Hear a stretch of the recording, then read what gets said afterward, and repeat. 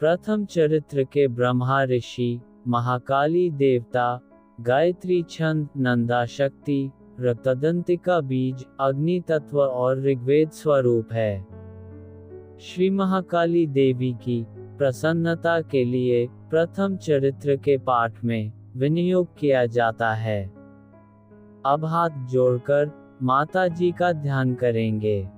भगवान विष्णु के सो जाने पर मधु और कैटब को मारने के लिए कमलजन्मा ब्रह्मा जी ने जिनका स्तवन किया था, उन महाकाली देवी का मैं ध्यान करता हूँ।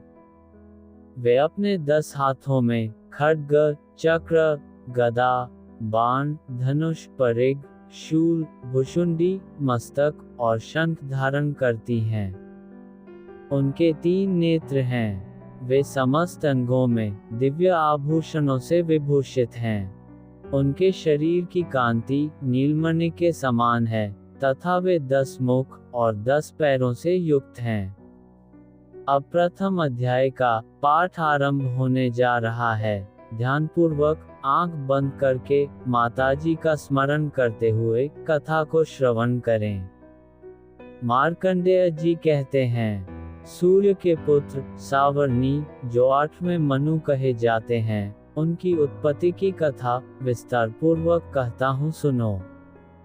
सूर्य कुमार महाभाग सावर्णी भगवती महामाया के अनुग्रह से जिस प्रकार मनवंतर के स्वामी हुए, वही प्रसंग सुनाता हूँ।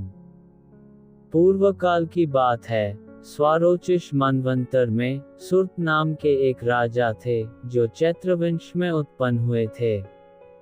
उनका समस्त भूमंडल पर अधिकार था। वे प्रजा का अपने औरस पुत्रों की भांति धर्म पूर्वक पालन करते थे, तो भी उस समय कुलाविध्वंसी 2 नाम के क्षत्रिय उनके शत्रु हो गए। राजा सुर्थ की रणनीति बड़ी प्रबल थी। उनका शत्रुओं के साथ संग्राम हुआ। यद्यपि कुलाविध्वंसी संख्या में कम थे, तो भी राजा सुर्थ युद्ध में उनसे परास्त हो गए। तब वे युद्धभूमि से अपने नगर को लौट आए और केवल अपने देश के राजा होकर रहने लगे। समूची पृथ्वी से अब उनका अधिकार जाता रहा, किंतु वहां भी उन प्रबल शत्रुओं ने महाभाग राजा सुर्थ पर आक्रमण कर दिया। राजा का बल क्षीण हो चला था, इसलिए उनके दुष्ट, बलवान एवं दुरात्मा मंत्रियों ने वहां उनकी राजधानी में भी राजकीय सेना और खजाने को हथिया लिया। सुर्थ का प्रभुत्व नष्ट हो चुका था, इसलिए वे शिकार खेलने के बहाने घोड़े पर सवार होकर वहां से अकेले ही एक घने जंगल में चले गए। वहां उन्होंने विप्रवर मेधा मुनि का आश्रम देखा, जहां कितने ही हिंसक जीव अपनी स्वाभाविक हिंसा वृत्ति छोड़कर परम शांत भाव से रहते थे। मुनि के बहुत से शिष्य उस वन की शोभा बढ़ा रहे थे। वहां जाने पर मुनि ने उनका सत्कार किया और वे उन मुनि श्रेष्ठ के आश्रम पर इधर उधर विचरते हुए कुछ काल तक रहे।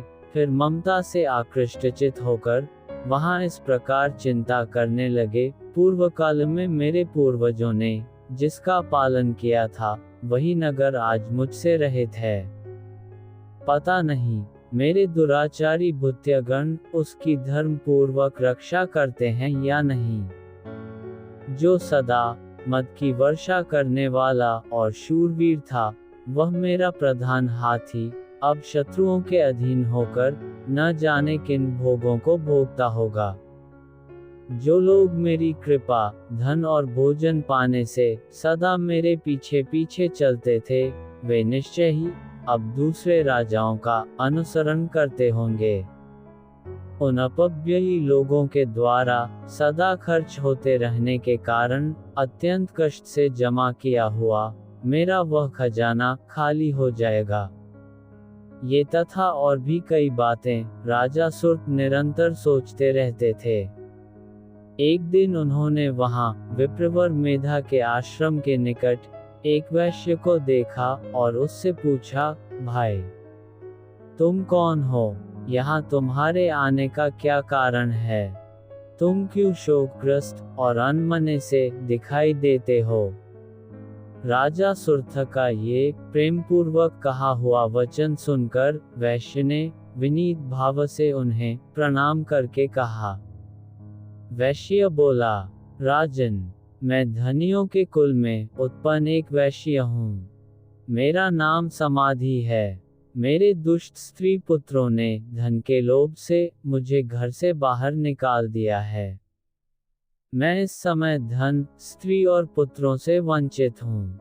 मेरे विश्वसनीय बंधुओं ने मेरा ही धन लेकर मुझे दूर कर दिया है, इसलिए दुखी होकर मैं वन में चला आया हूँ। यहाँ रहकर मैं इस बात को नहीं जानता कि मेरे पुत्रों की, स्त्री की और स्वजनों का कुशल है या नहीं। इस समय घर में वे कुशल से रहते हैं अथवा उन्हें कोई कष्ट है। वे मेरे पुत्र कैसे हैं? क्या वे सदाचारी हैं अथवा दुराचारी हो गए हैं? राजा ने पूछा। जिन लोभी स्त्री, पुत्र आदि ने धन के कारण तुम्हें घर से निकाल दिया, उनके प्रति तुम्हारे चित्त में इतना स्नेह का बंधन क्यों है? वैश्य बोला, आप मेरे विषय में जैसी बात कहते हैं वह सब ठीक है, किंतु क्या करूं? मेरा मन निष्ठुरता नहीं धारण करता। जिन्होंने धन के लोभ में पड़कर पिता के प्रति स्नेह, पति के प्रति प्रेम तथा आत्मीय जन के प्रति अनुराग को तिलांजलि दे मुझे घर से निकाल दिया है, उन्हीं के प्रति मेरे हृदय में इतना स्नेह है। महामते, गुणहीन बंधुओं के प्रति भी जो मेरा चित्त इस प्रकार प्रेममग्न हो रहा है, यह क्या है? इस बात को मैं जानकर भी नहीं जान पाता। उनके लिए मैं लंबी सांसें ले रहा हूँ और मेरा हृदय अत्यंत दुखित हो रहा है।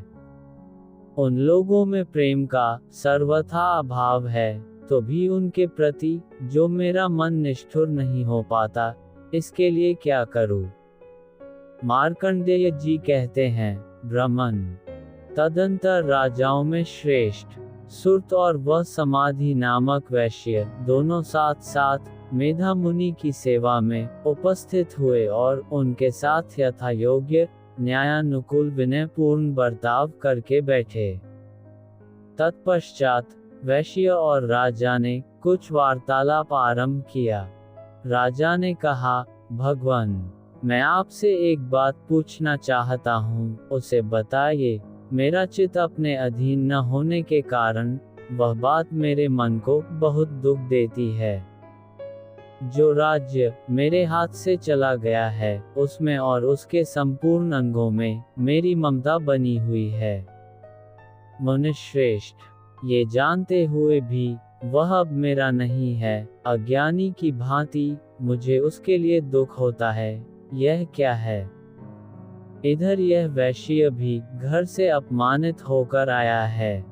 इसके पुत्र, स्त्री और भृत्यों ने इसे छोड़ दिया है। स्वजनों ने भी इसका परित्याग कर दिया है, तो भी यह उनके प्रति अत्यंत हार्दिक स्नेह रखता है। इस प्रकार ये तथा मैं दोनों ही बहुत दुखी हैं। जिसमें प्रत्यक्ष दोष देखा गया है, उस विषय के लिए भी हमारे मन में ममता जनित आकर्षण पैदा हो रहा है। महाभाग, हम दोनों समझदार हैं, तो भी हम में जो मोह पैदा हुआ है, यह क्या है? विवेक शून्य पुरुष की भांति मुझमें और इसमें भी यह मूलता प्रत्यक्ष दिखाई देती है। ऋषि बोले, महाभाग, विषय मार्ग का ज्ञान सब जीवों को है। इसी प्रकार विषय भी सबके लिए अलग अलग हैं। कुछ प्राणी दिन में नहीं देखते और दूसरे रात में ही नहीं देखते, तथा कुछ जीव ऐसे हैं जो दिन और रात्रि में भी बराबर ही देखते हैं। ये ठीक है कि मनुष्य समझदार होते हैं, किंतु केवल वे ही ऐसे नहीं होते। पशु, पक्षी और मृग आदि सभी प्राणी समझदार होते हैं। मनुष्यों की समझ भी वैसी ही होती है जैसी उन मृग और पक्षियों की होती है। तथा जैसी मनुष्यों की होती है वैसी ही उन मृग पक्षी आदि की होती है। ये तथा अन्य बातें भी प्रायः दोनों में समान ही हैं। समझ होने पर भी इन पक्षियों को तो देखो, ये स्वयं भूख से पीड़ित होते हुए भी मोहवश बच्चों की चोंच में कितने चाव से अन्न के दाने डाल रहे हैं। नरश्रेष्ठ, क्या तुम नहीं देखते कि ये मनुष्य समझदार होते हुए भी लोभवश अपने किए हुए उपकार का बदला पाने के लिए पुत्रों की अभिलाषा करते हैं। यद्यपि उन सब में समझ की कमी नहीं है, तथापि वे संसार की स्थिति, जन्म मरण की परंपरा बनाए रखने वाली भगवती महामाया के प्रभाव द्वारा ममतामय भंवर से युक्त मोह के गहरे गर्त में गिराए गए हैं। इसलिए इसमें आश्चर्य नहीं करना चाहिए। जगदीश्वर भगवान विष्णु की योग निद्रा रूपा जो भगवती महामाया हैं, उन्हीं से ये जगत मोहित हो रहा है। वे भगवती महामाया देवी ज्ञानियों के भी चित्त को बलपूर्वक खींचकर मोह में डाल देती हैं। वे ही इस संपूर्ण चराचर जगत की सृष्टि करती हैं, तथा वे ही प्रसन्न होने पर मनुष्यों को मुक्ति के लिए वरदान देती हैं।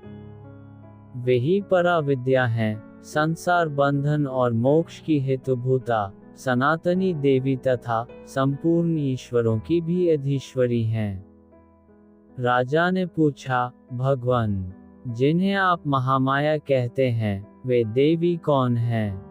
ब्रह्मन, उनका आविर्भाव कैसे हुआ तथा उनके चरित्र कौन कौन हैं? ब्रह्मवेताओं में श्रेष्ठ महर्षि, उन देवी का जैसा प्रभाव हो, जैसा स्वरूप हो और जिस प्रकार प्रादुर्भाव हुआ हो, वह सब मैं आपके मुख से सुनना चाहता हूँ। ऋषि बोले, राजन, वास्तव में तो वे देवी नित्य स्वरूपा ही हैं। संपूर्ण जगत उन्हीं का रूप है तथा उन्होंने समस्त विश्व को व्याप्त कर रखा है, तथापि उनका प्राकट्य अनेक प्रकार से होता है। वह मुझसे सुनो, यद्यपि वे नित्य और अजन्मा हैं, तथापि जब देवताओं का कार्य सिद्ध करने के लिए प्रकट होती हैं, उस समय लोक में उत्पन्न हुई कहलाती हैं। कल्प के अंत में जब संपूर्ण जगत एकार्णव में निमग्न हो रहा था और सबके प्रभु भगवान विष्णु शेषनाग की शैया बिछाकर योग निद्रा का आश्रय ले सो रहे थे, उस समय उनके कानों के मैल से दो भयंकर असुर उत्पन्न हुए, जो मधु और कैटब के नाम से विख्यात थे। वे दोनों ब्रह्मा जी का वध करने को तैयार हो गए। भगवान विष्णु के नाभि कमल में विराजमान प्रजापति ब्रह्मा जी ने जब उन दोनों भयानक असुरों को अपने पास आता देख भगवान को सोया हुआ देखा, तब एकाग्रचित होकर उन्होंने भगवान विष्णु को जगाने के लिए उनके नेत्रों में निवास करने वाली योग निद्रा का स्तवन आरंभ किया, जो इस विश्व की अधीश्वरी को धारण करने वाली, संसार का पालन और संहार करने वाली तथा तेज स्वरूप भगवान विष्णु की अनुपम शक्ति हैं। उन्हीं भगवती निद्रा देवी की भगवान ब्रह्मा स्तुति करने लगे। ब्रह्मा जी ने कहा, देवी, तुम ही स्वाहा, तुम ही स्वधा, तुम ही वखटकार हो। स्वर भी तुम्हारे ही स्वरूप हैं। तुम ही जीवन दायिनी सुधा हो। नित्य अक्षर प्रणव में अकार, ओकार, मकार इन तीन मात्राओं के रूप में तुम ही स्थित हो तथा इन तीन मात्राओं के अतिरिक्त जो बिंदु रूपा नित्य अर्धमात्रा है, जिसका विशेष रूप से उच्चारण नहीं किया जा सकता, वह भी तुम ही हो। देवी, तुम ही संध्या, सावित्री तथा परम जननी हो। देवी, तुम ही इस विश्व ब्रह्मांड को धारण करती हो। तुमसे ही इस जगत की सृष्टि होती है। तुम्हीं से इसका पालन होता है और सदा तुम ही कल्प के अंत में सबको अपना ग्रास बना लेती हो। जगन्मयी देवी, इस जगत की उत्पत्ति के समय तुम सृष्टि रूपा हो, पालन काल में स्थिति रूपा हो, तथा कल्पांत के समय संहार रूप धारण करने वाली हो। तुम ही महाविद्या, महामाया, महामेधा, महास्मृति, महामोहरूपा, महादेवी और महासुरी हो। तुम ही तीनों गुणों को उत्पन्न करने वाली सबकी प्रकृति हो। भयंकर कालरात्रि, महारात्रि और मोहरात्रि भी तुम ही हो। तुम ही श्री, तुम ही ईश्वरी, तुम ही ह्री और तुम ही बोधस्वरूपा बुद्धि हो। लज्जा, पुष्टि, तुष्टि, शांति और क्षमा भी तुम ही हो। तुम खड्गधारिणी, शूलधारिणी, घोर रूपा तथा गदा, चक्र, शंख और धनुष धारण करने वाली हो। बाण, भुशुंडी और परिग ये भी तुम्हारे अस्त्र हैं। तुम सौम्य और सौम्यतर हो। इतना ही नहीं, जितने भी सौम्य एवं सुंदर पदार्थ हैं, उन सब की अपेक्षा तुम अत्यधिक सुंदरी हो। पर और अपर सबसे परे रहने वाली परमेश्वरी तुम ही हो। सर्वस्वरूपे देवी, कहीं भी सत असत रूप जो कुछ वस्तुएं हैं और उन सब की जो शक्ति है, वह तुम ही हो। ऐसी अवस्था में तुम्हारी स्तुति क्या हो सकती है? जो इस जगत की सृष्टि, पालन और संहार करते हैं, उनको भी जब तुमने निद्रा के अधीन कर दिया है, तब तुम्हारी स्तुति करने में यहाँ कौन समर्थ हो सकता है? मुझको, भगवान शंकर को तथा भगवान विष्णु को भी तुमने ही शरीर धारण कराया है। अतः तुम्हारी स्तुति करने की शक्ति किसमें है, देवी? तुम तो अपने इन उदार प्रभावों से ही प्रशंसित हो। ये जो दोनों दुर्धर्ष असुर, मधु और कैटभ हैं, इनको मोह में डाल दो और जगदीश्वर भगवान विष्णु को शीघ्र ही जगा दो। साथ ही इनके भीतर इन दोनों महान असुरों को मार डालने की बुद्धि उत्पन्न कर दो।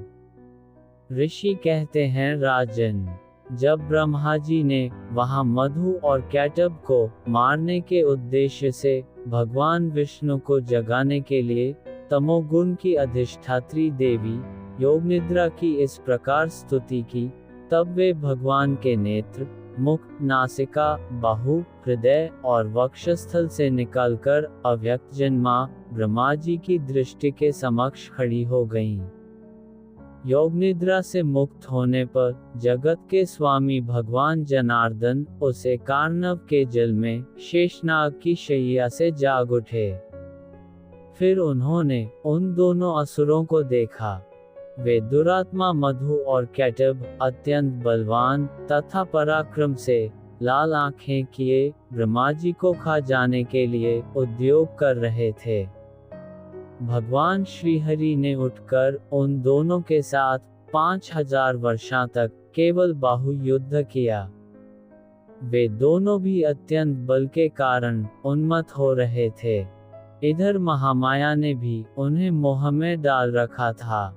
इसलिए वे भगवान विष्णु से कहने लगे, हम तुम्हारी वीरता से संतुष्ट हैं। तुम हम लोगों से कोई वर मांगो। श्री भगवान बोले, यदि तुम दोनों मुझ पर प्रसन्न हो तो अब मेरे हाथ से मारे जाओ। बस इतना सा ही मैंने वर मांगा है। यहाँ दूसरे किसी वर से क्या लेना है? ऋषि कहते हैं, इस प्रकार धोखे में आ जाने पर जब उन्होंने संपूर्ण जगत में जल ही जल देखा, तब कमल नयन भगवान से कहा, जहाँ पृथ्वी जल में डूबी हुई न हो, जहाँ सूखा स्थान हो, वहीं हमारा वध करो। ऋषि कहते हैं, तब तथास्तु कहकर शंख, चक्र और गदा धारण करने वाले भगवान ने उन दोनों के मस्तक को अपनी जांघ पर रखकर चक्र से काट डाले। इस प्रकार ये देवी महामाया ब्रह्मा जी की स्तुति करने पर स्वयं प्रकट हुई थी। अब पुनः तुमसे उनके प्रभाव का वर्णन करता हूँ, सुनो। इस प्रकार श्री मार्कंडेय पुराण में सावर्णिक मनवंतर की कथा के अंतर्गत देवी महात्म्य में मधु कैटभ वध नामक पहला अध्याय पूरा हुआ।